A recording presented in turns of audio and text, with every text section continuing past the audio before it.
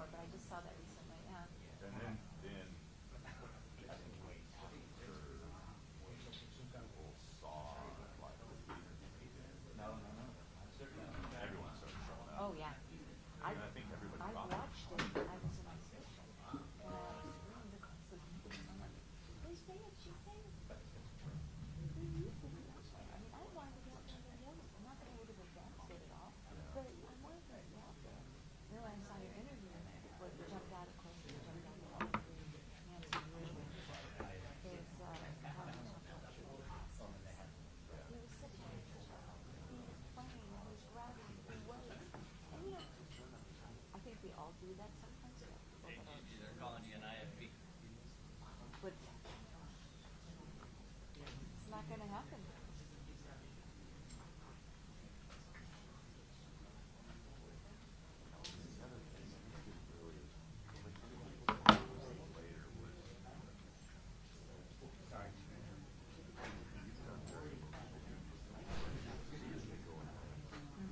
Right.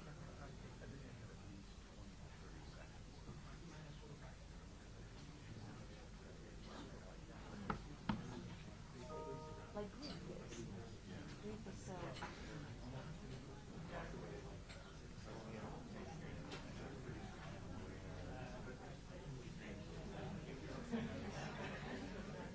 My only question is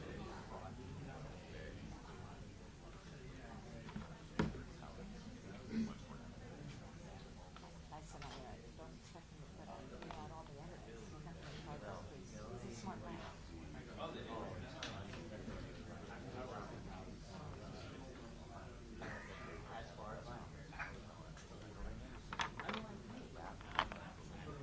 Do they? amount of detail they can use. But I don't know. It's weird because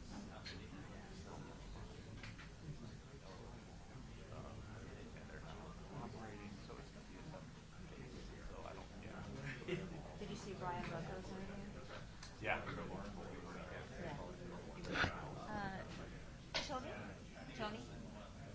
Tony, if they need to come to me because this hasn't started yet, are you okay with me just sitting here? Yeah.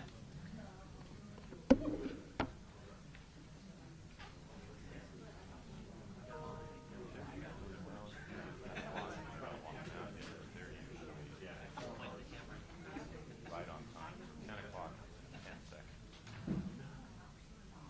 They're very Are they?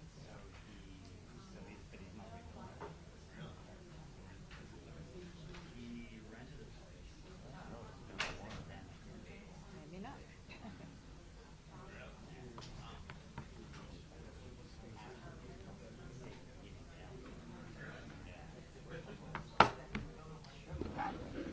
Tony. Tony. Just in case. I'm listening. Okay. Thank you. Great stuff in my ear.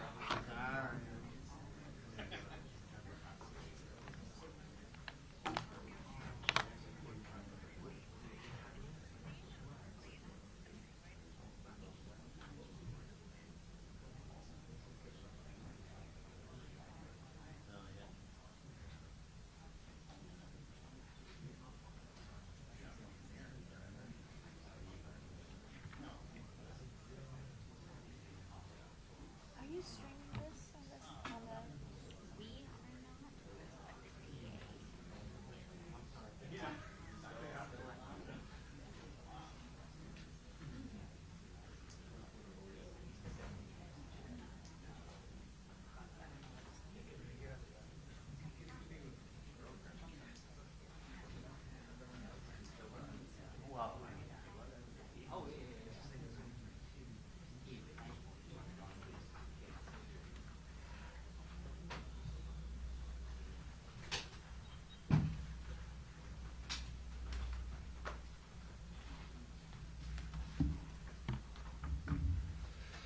Good morning. My name is Mike Hester, and I'm the Riverside County District Attorney. Welcome. I want to do a couple of things today.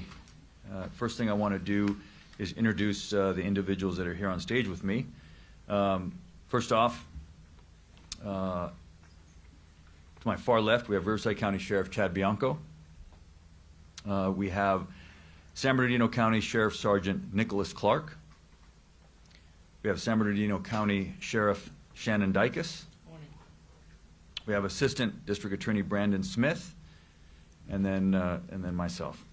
So someone who's not here, I want to thank as well, or introduce as well, Jason Anderson, San Bernardino County District Attorney.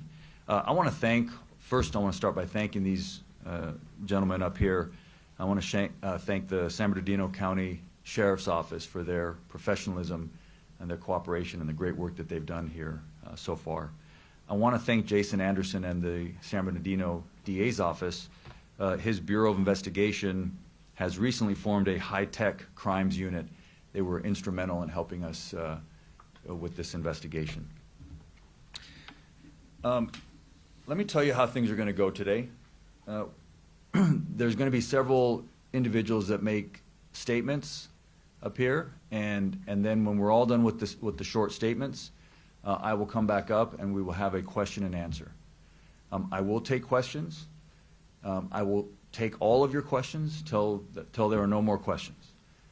Having said that, there's a lot that we can't say, that I can't say, that nobody up here can say. And the reason is that the defendants in this case have been charged with crimes, serious crimes, and so now they have a presumption of innocence that applies to them. They're innocent until proven guilty in a court of law. I'm not allowed to prove my case in the court of public opinion, and so there's a lot that we can't say in terms of the facts and the evidence. For that, you will have to come to the court and to the various hearings and see how the case plays out.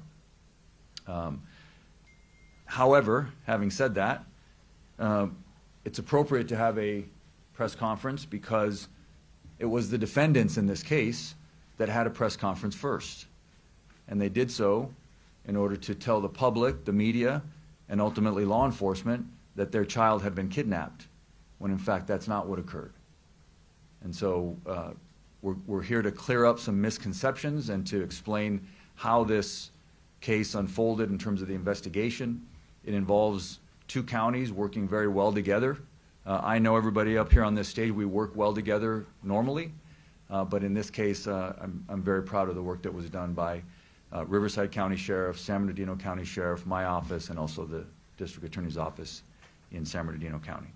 All right, so we'll go ahead and kick this off. I'm going to bring up first San Bernardino County Sheriff Shannon Dykes. Thank you, Mike. To Mike's point, I want to thank all of you in the media for covering this, specifically the parents' initial statements to the public while we were trying to find Emmanuel. They became critical as we continued through this investigation. But I want to talk about a little bit about the process because we've seen a number of questions related to Amber Alerts and things like that. So I hope when I finish this that everybody understand kind of the course of the investigation. But the investigation started for us on August 14th when Rebecca Haro reported that her son had been kidnapped.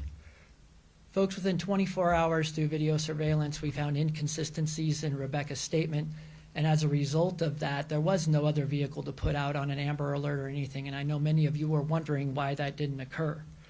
But really, after finding out those inconsistencies in the statement on the initial report, that's where hundreds of hours of investigations have come in by our Specialized Investigations Division to try to get to the bottom of what's really going on here. And when I say hundreds of hours, I'm talking about forensic data on vehicles, phones, and potential crime scenes, judicial authorized search warrants that were served. And through that process, that's where we learned that the jurisdiction of where this has occurred was in Riverside County. So hence the Riverside County DA and Riverside County Sheriff's Department, which I can't stress enough. We've had a long-term partnership. We work well together, and we know how to get things done in these environments. But that's why the jurisdiction had changed from the original jurisdiction that was reported in, which is Yucaipa, California.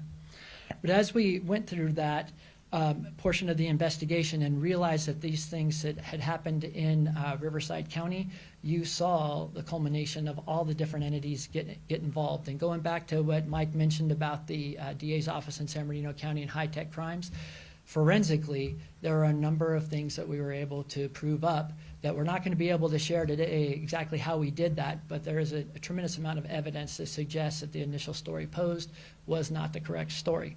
So in that partnership with our agencies, I'm going to introduce my partner, Chad Bianco, where this crossover occurred at Riverside, and we reached out to Mike, who's obviously filing the case, and of course Chad to assist us in the investigation. Chad? Thank you. Like Sheriff Dicus, I just want to thank all of you for, especially the normal mainstream media, for your attention to this and for your cooperation in this as we were assisting San Bernardino in this investigation, trying to originally find a missing baby, but then eventually quickly learning that that investigation was not something that it started as.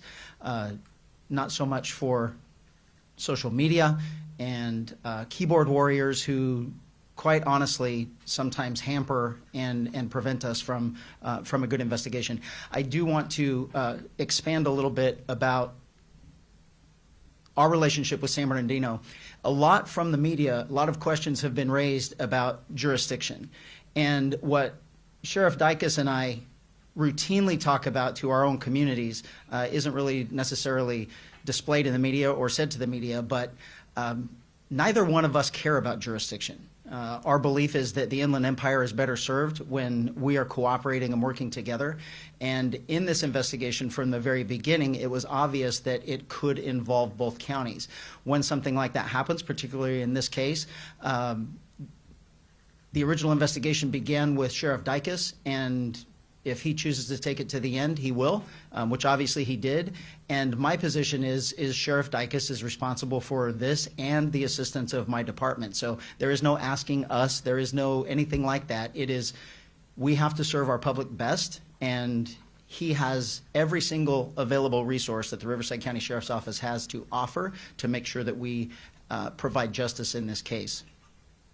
This is an extensive investigation with both agencies that ultimately is headed by the supervisor of the Detective Bureau from the Sheriff's Office in San Bernardino. But the cooperation, as you can see, between the both counties is what is going to bring this to a successful conclusion.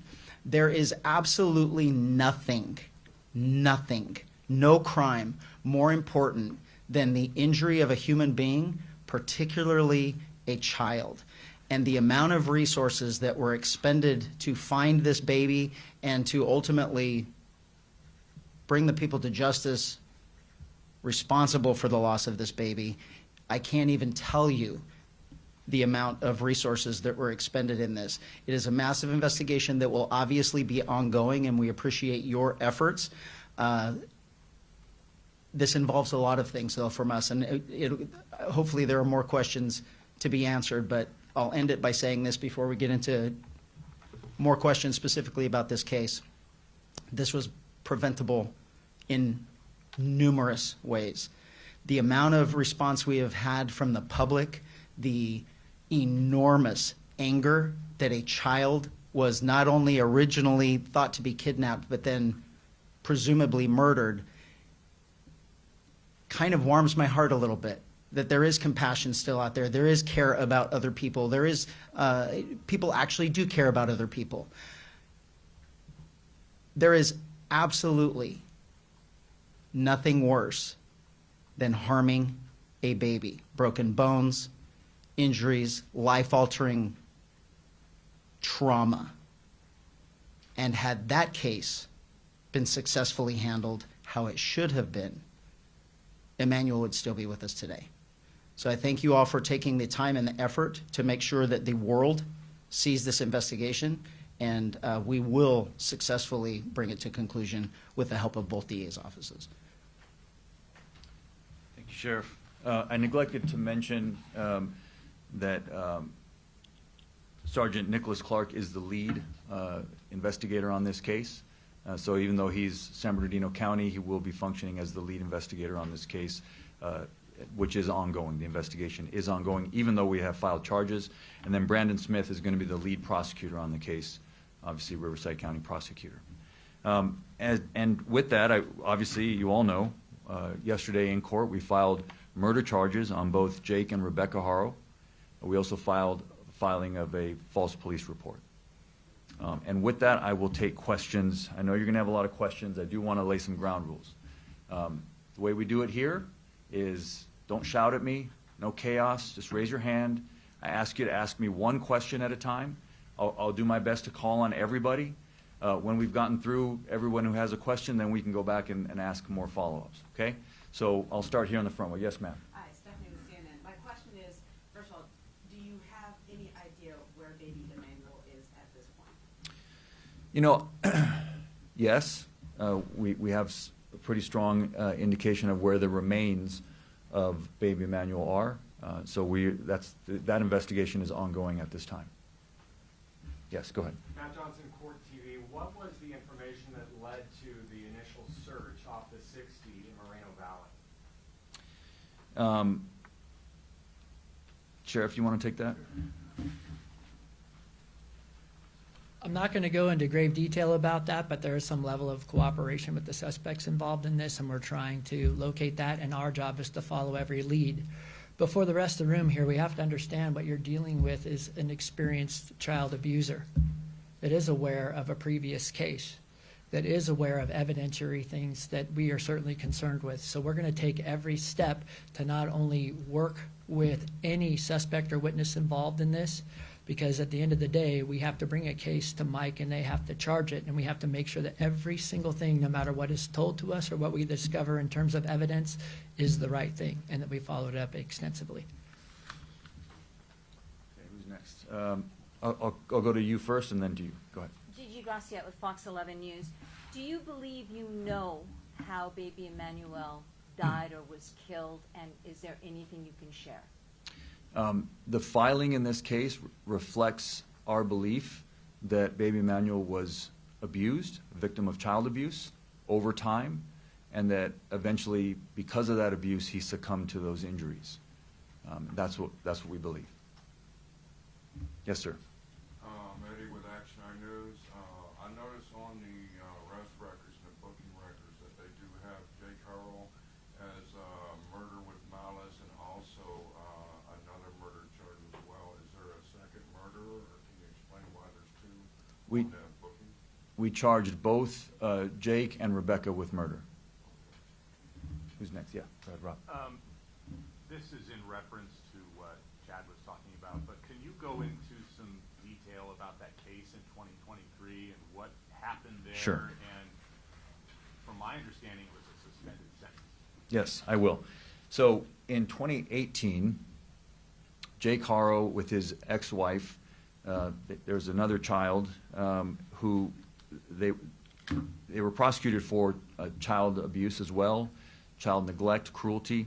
That child was also an infant, and that came to the courts, arrested in 2018. It came in to the courts in 2023. We had charged various felony crimes, child abuse, child cruelty, and our indication or what we wanted out of the case was prison. We believed it was a prison case and that Jake Haro should have gone to prison. Jake Haro pled straight up to the court, which sometimes reporters get this wrong, and you call it a plea bargain. Judges are not allowed to plea bargain. Defendants can plea bargain with the prosecutor, but when a defendant pleads up to the court, they plead to everything that they've been charged with, and they're essentially throwing themselves on the mercy of the court. In this case, a judge here in Riverside County, happened to have been a visiting judge from San Bernardino County, gave Mr. Haro a suspended sentence, which means, if I can translate for you what that is, it means that instead of sending him to prison, he chose to give him probation and suspend prison time sort of over his head, meaning that if he violated his probation, he would then go to prison. My prosecutor in the courtroom objected to that and said on the record, we object, we think it's a prison case, you should send him to prison. And the judge decided, as is the judge's right to do in that case, he decided that Mr. Haro deserved an extra break and gave him probation and basically 180 days of work release, which ends up being like community service. I will say that it was an outrageous error in judgment by this judge. And I don't have any problem saying that. I'm not attacking the judge personally. That decision was absolutely outrageous. Mr. Haro should have been in prison at the time that this crime happened. And if that judge had done his job as he should have done, Emmanuel would be alive today. And that's a shame, and it's an outrage. And I hate to say that, but when our criminal justice system breaks down, I'm going to just call it like it is and tell you it broke down. It's not how it's supposed to work. The judge had obviously meant well. At the end of their sentence, he told Jake, I'm giving you a big break today, don't mess it up. But I want to point something out to you. I want to read to you the injuries. The child's name is Carolina. She is still alive today, but she is permanently bedridden. She has permanent damage, cerebral palsy, that is a result of long-term child abuse. I want to read to you the injuries that were presented in court to this judge at the time of that previous prosecution. Acute fracture of the posterior left rib, 5th rib, healing fractures of the posterior lateral 6th, 7th, and 10th through 12th ribs, healing fractures of the 6th and 9th through 12th ribs, partial bone fracture of the skull, brain hemorrhage, significant prevertebral soft tissue swelling of the neck, and a healing tibia fracture of the right leg. This is severe abuse for an infant. And so whatever you think of the criminal justice system and people need a break, someone who does that to a child belongs in prison, period. Next question. Can you tell us a little bit about her background? If she has prior convictions or child abuse cases, Rebecca? Not to my knowledge, no. Yes? So some experts have looked at how Emmanuel's eyes are and said that is one of the signs of shaken baby syndrome. Do you believe that he has been responding the way he is in videos and does have the eye, I guess lazy eye for lack of a better word? Do you believe that he was shaken before and after the reason? You know, I'm not going to, I can't speculate. What I'll say, I'll repeat what I already said. We believe that Emmanuel was severely abused over a period of time, and that that's the reason for the filing, the way it was, is that he was abused over a period of time. Both parents would have been aware of that abuse. I've already called on you, so I'm going to exhaust. Yes, sir. Sir, forgive me. I'm Mendoyoso on La Tira. I've been working this case diligently. I have a two-part question. No, one question, sir. Okay, One question. One question. Thank you. Since you said that you do know where the remains are, can you I didn't tell say us- that, sir. Oh, I'm sorry. Forgive me. I didn't say I know where the remains are. Can you tell us, in fact, a little bit more detail so that if you do know anything, so I can stop looking? Please? Because I'm in this every day. No disrespect, trust me, I understand who you are. But can you please, if you have information here where you know something, can you please, so I can get some rest?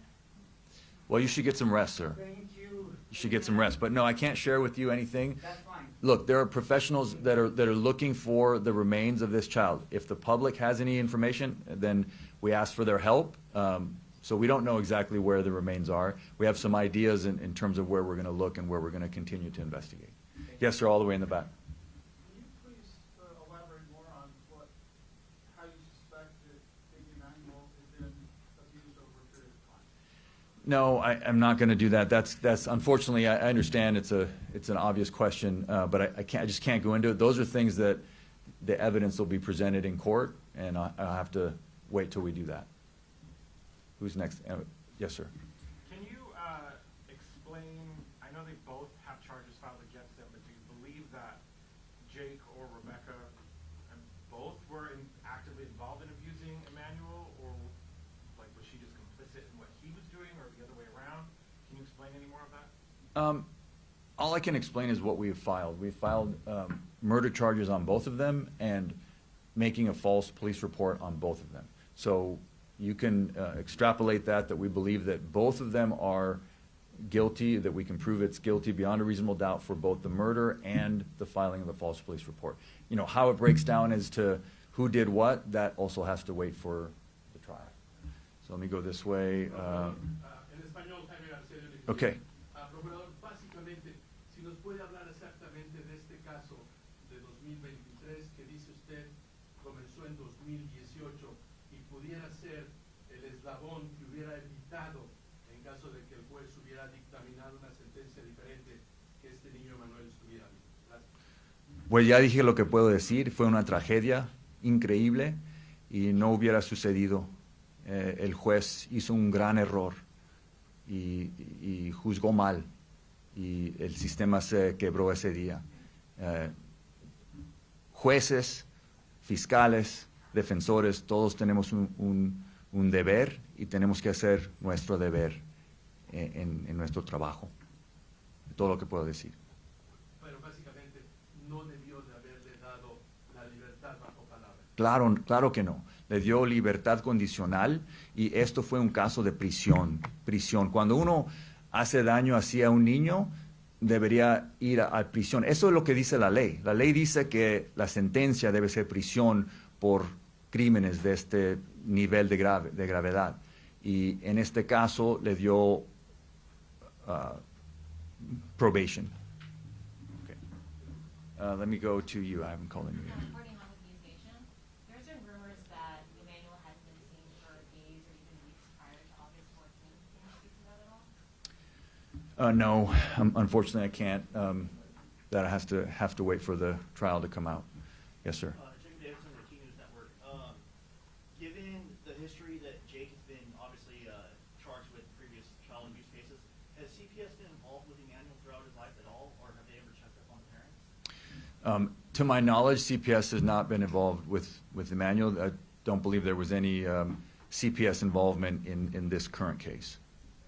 Let me go. I've already called on you. So have I called on you already? No. Go ahead, please. Jillian Smuckler with KTLA 5 News. We're hearing some reports of a confession made in jail regarding Jake Haro. Obviously, you're limited in what you can say, but is there any validity to some of those rumors? And what have you heard from Rebecca in jail? I can tell you that that's not true.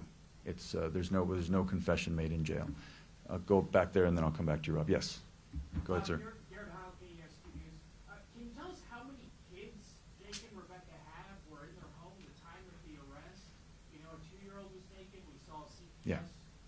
Riverside Sheriff's Deputies making CPS calls. How many kids do they have in their home? Well, there's the 2-year-old and then baby Emmanuel.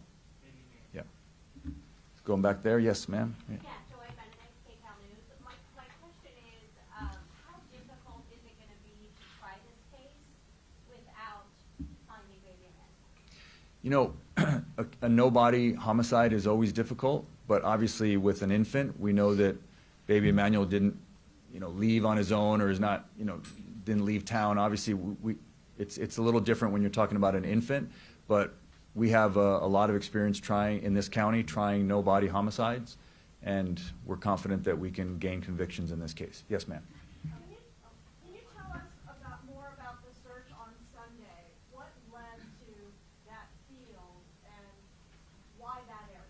Well, I think Sheriff Dyke has already explained that. He answered that question by saying there's been a level of cooperation with the defendants, so that's why they went to that area. But beyond that, that's all I can say. Yes, ma'am. Okay, so I think the obvious question is, what happened then? I mean, we did hear those reports. My coworkers just asked about the jail confession. Your authorities used a fake inmate to get information, and the father confessed that. Well, see, that's not true. So I don't know where you. Well, no.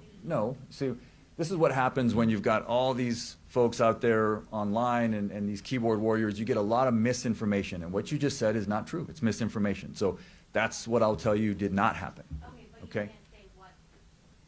There's no information as to I can't talk about the facts of the case. Well, no, I'm giving you information about baby Emmanuel. I'm giving you information about the cases and the investigation, but what you just said did not happen. And so, it's not. I can't be responsible for when you guys get it wrong. Go ahead. I know you have not found the remains yet, but based on the level of cooperation of the suspects and what you know so far, is the strong likelihood that the remains were, at least at one point, in the Badlands General? Yeah, I'm just not going to comment on that. We're looking for the remains. These investigation is continuing. We're hoping to find the remains of baby Emmanuel. Yeah, please, Sheriff. This is to that and to the question before. A problem that we are having in this, basically even on the question that was asked 2 questions ago, is someone posts something on social media and then you all believe that it's true. I actually complimented the mainstream media because you've actually been reaching out to us for comment and actually been printing what we've told you. It hasn't been the sensationalism and the wants for clicks for social media. And that is doing nothing but harming this investigation. And when you form your opinion and come in here and ask questions like that, you're not serving the public in any way. The question way earlier, get some rest. There should be no one out there looking for baby Emmanuel except for us, because all you're going to do is complicate things in the future. And the one thing that I emphasize that I want to make it clear here, the reason this is happening relatively quickly and the reason why we got such a handle on this fast is I believe that the Inland Empire is served better by their 2 sheriff's offices than any place in the state. And this particular case doubled its efforts. So instead of having 4,500 people looking for baby Emmanuel, you had 9,000. And so how did we get all of this information? It's called investigation. And we have 2 entire departments doing nothing but sifting through evidence, searching for evidence, trying to figure out what happened, who was responsible, and how we're going to successfully prosecute it. And misinformation, lies, and purposeful misdirection is going to do nothing but harm this investigation. And I am begging all of you with cameras out here, don't be a part of it.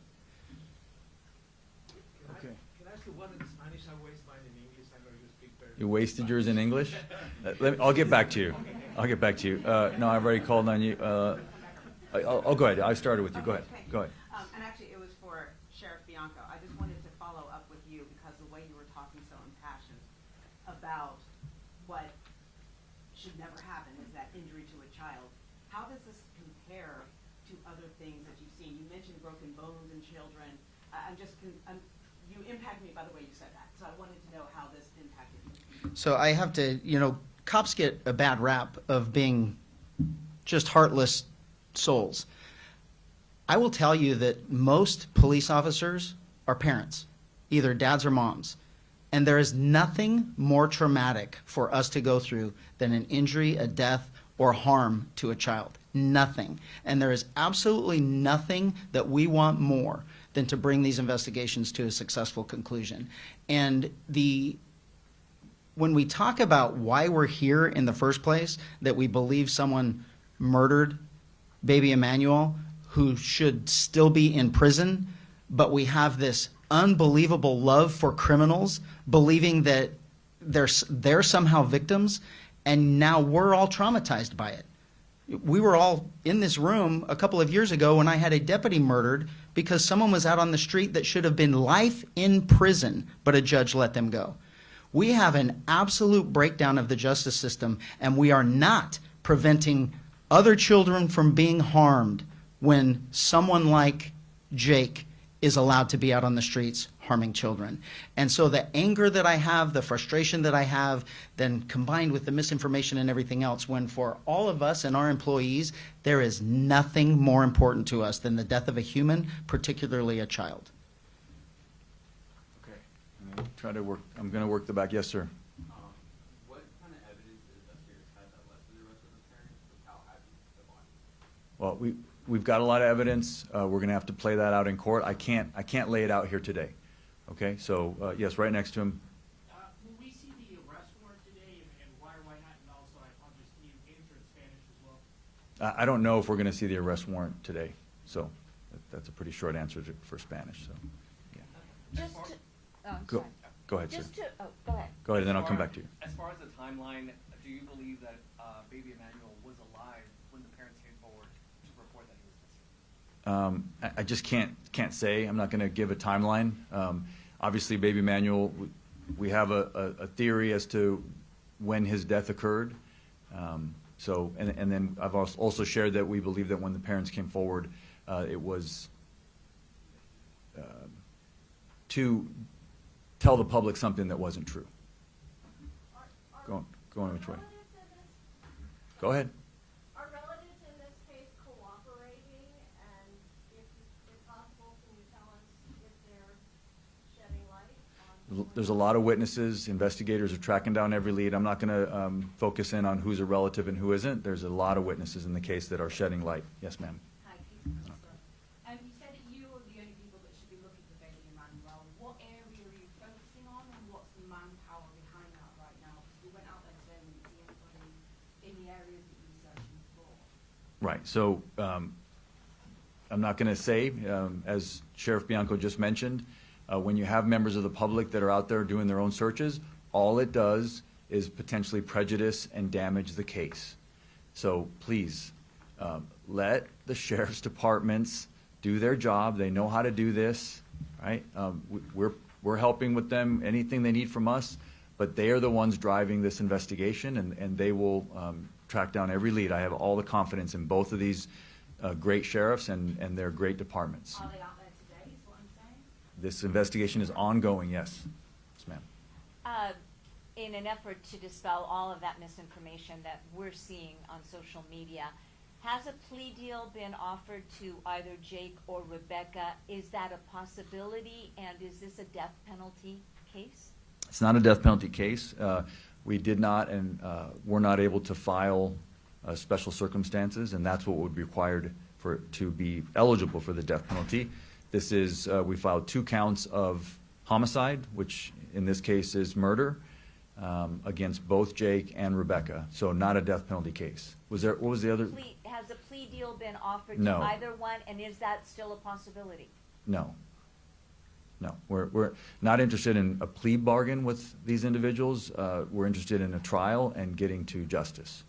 Yes, sir. Where are we in terms of representation for these defendants? I don't know. Yeah. I don't know. That's not something that I have any knowledge of. Going back, yes, ma'am. Is there a chance that you may not find baby Emmanuel's body if he's out in the wilderness or wild animals, you know, things happen? Is there a chance you may not find his remains? I think you just answered your own question. Of course, this is an investigation. We're searching for evidence. We've got 2 great sheriff's departments doing what they do best. So if there's a chance to find baby Emmanuel's remains, these men and women of these 2 agencies will do it. Yes, sir. ¿Nos podría dar una sinopsis de lo que estamos haciendo hoy día aquí, lo que está anunciando, y especialmente que me hable de por qué está convencido de que Emmanuel fue abusado por un largo tiempo, por favor? Estamos aquí porque estamos acusando formalmente a Jake y Rebecca Haro de homicidio y de presentar un reporte falso a la policía. Los padres del bebé de 7 meses permanecen detenidos bajo una fianza de $1 millón. Y más de eso no puedo comentar, porque no puedo hablar sobre la evidencia en el caso, porque eso tiene que suceder en un tribunal, en corte. ¿Puede hablar de que ustedes están convencidos de que Emmanuel fue abusado por un largo periodo de tiempo? No puedo comentar. Eso dijo en inglés. No, dije que sí, estamos convencidos que el bebé fue abusado por un periodo de tiempo, o sea, tiene 7 meses, o sea, sobre su vida de 7 meses, que fue abusado sobre tiempo. Yes, sir. Two quick questions. One, it was reported by a Riverside sheriff that the day before the arrest, the Riverside sheriff responded to a child abuse report on Moreno Valley, Cottonwood, Spirit, and Stoke, and police connected to this case. Can you say who that person was, or the residents, or say anything to that? Just for clarification, maybe sheriff's department, not sheriff. There was a call for service that was generated by Jake that we investigated concerning a child abuse case, and that's all I can give you on that. And it was in Moreno Valley. Can you say anything about whose residence that was? No, not at this time. The other question I want to ask really quick is, apparently there was a falsified San Bernardino Sheriff's report that said there was a surveillance from a Home Depot in which the suspects were seen by a rope line or bucket. Can you verify any of that information if you weren't accurate or not? I think we've answered that already. If you are not getting information from his office or my office, you are doing our public an unbelievable disservice. We don't care what someone posts on social media, and if you all are going to believe that and then generate questions based on those comments, we're not going to get anywhere in this. If it did not come from our two agencies, stop believing it. That's all I can tell you. Procurador, si me permite otra vez en español, y es, ¿cuáles son la razón por la que deciden acusar de homicidio a esta pareja?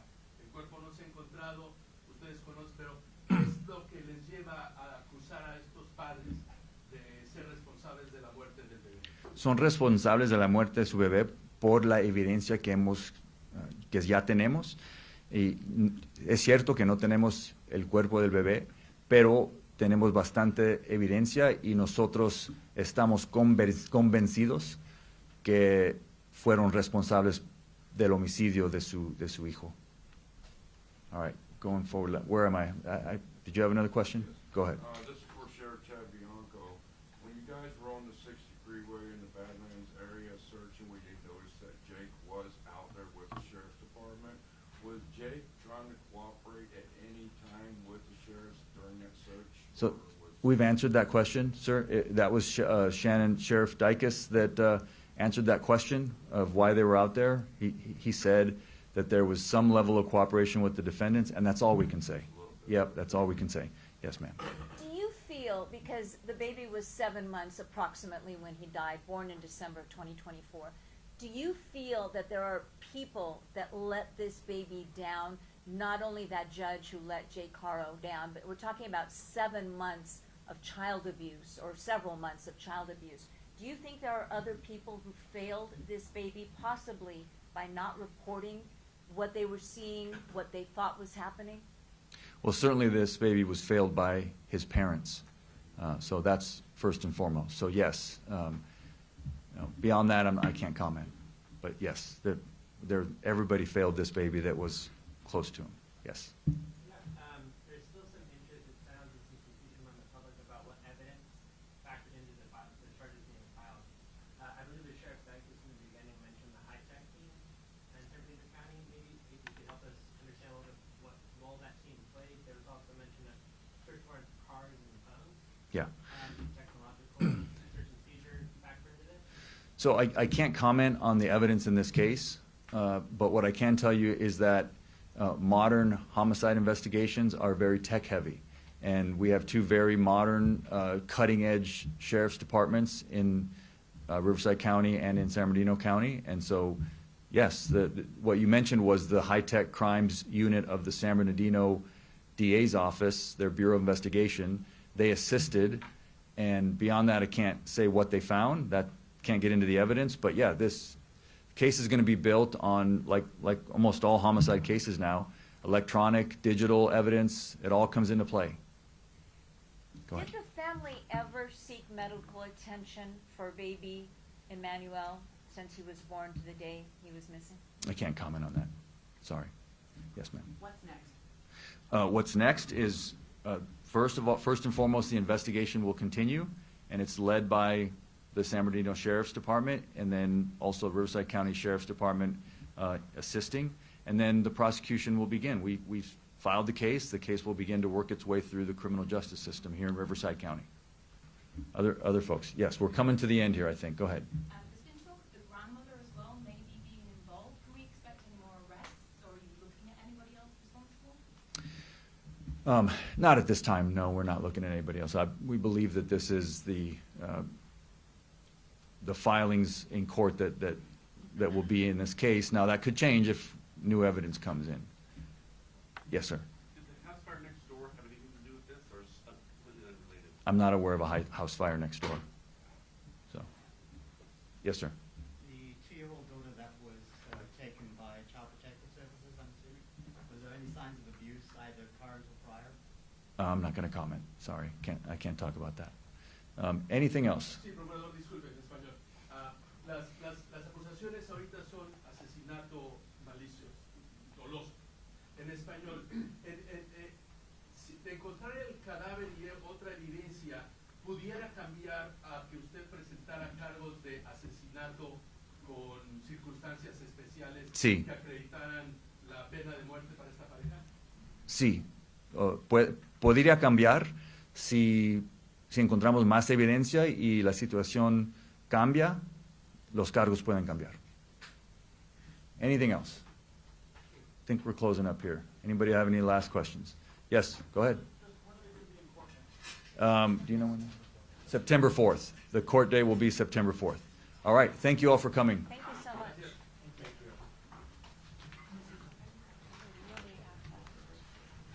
No.